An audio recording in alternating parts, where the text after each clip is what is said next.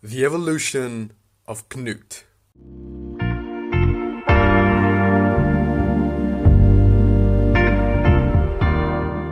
Canute is arguably one of the most important characters in the narrative of Vinland Saga.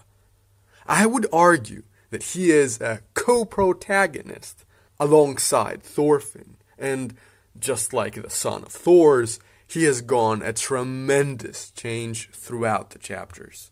Welcome to another Vinland Saga analysis, guys. Today, we're tackling my boy, Canute.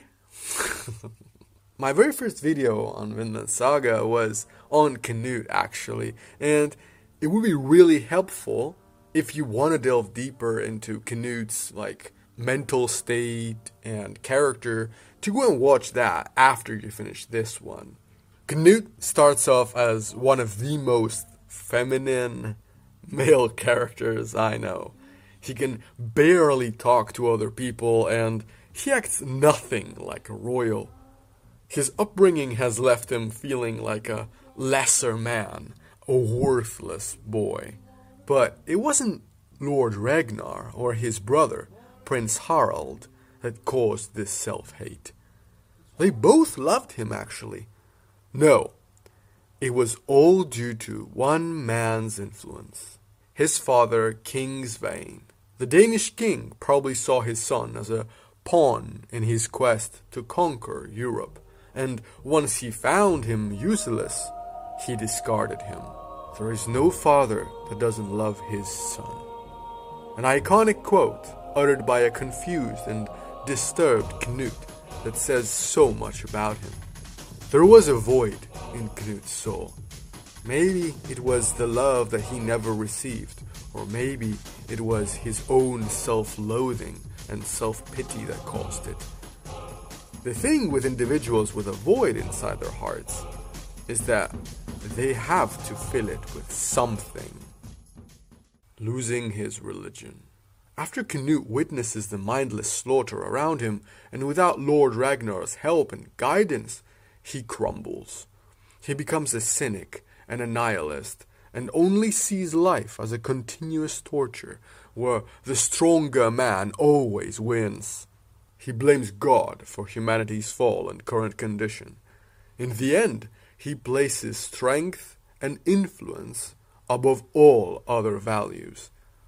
Just like a certain Lannister said, power is power. The new prince. The Vinland Saga community is a bit split on Canute. Even though everyone enjoys the new and ambitious Canute over the old passive boy, his actions are not approved by all. Most fans love him. His determination, his strength, his vision. But there are others that see this attitude as a reflection of greed, the signs of an affliction, the curse that plagued his father and every member of the royal family before him, the curse of the crown.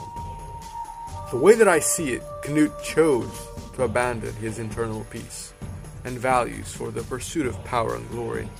I agree that sometimes, in order to change the world, you have to be the most powerful. So I still believe there are good motives behind his actions.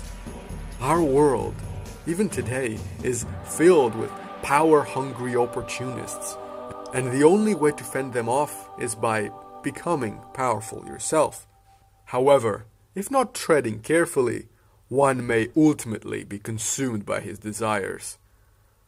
I don't think this has happened yet, even in the latest chapter of the manga, but I think that this is where the story seems to be getting at. I made a separate video all about the ending of Canute, so I won't repeat myself. The thing with power is, no one can hold on to it forever, and in the end, it's what you do with it that defines you, the verdict. One of the most crucial questions about Canute is, was he ever a good person? Yes, when we first meet him, he couldn't hurt a fly, but is it because he was a true pacifist? Or was it because he lacked the power to hurt anyone? Was he ever moral? Or was he a feeble man who could do no harm anyway? it remains to be seen through his actions. I could go into more detail, but this video is more focused on Canute in the prologue. I will address his development in the farmland arc and the war in the Baltic arc in a separate video perhaps. Thank you for watching, and tell me, what do you think? Do you think Canute is a good guy? Is Canute in a path of destruction? Is he Canute in a path of glory? Is he righteous, or is he a two-faced liar? Leave a comment below. And don't forget to hit like and smash the subscribe button for more amazing Vinland Saga content. I have made a bunch of videos about Canute, the concept of love, Thorfinn versus Canute, a battle of ideologies, and my Canute video where I explain how to correctly pronounce his name. So you may want to check these out if you're interested in more Canute content. If you just want more Vinland Saga, well, I have a huge number of videos analyzing Thor's, Thorkel, Thorfinn, pretty much everyone. So check that out, and see you next week, my fellow Vikings.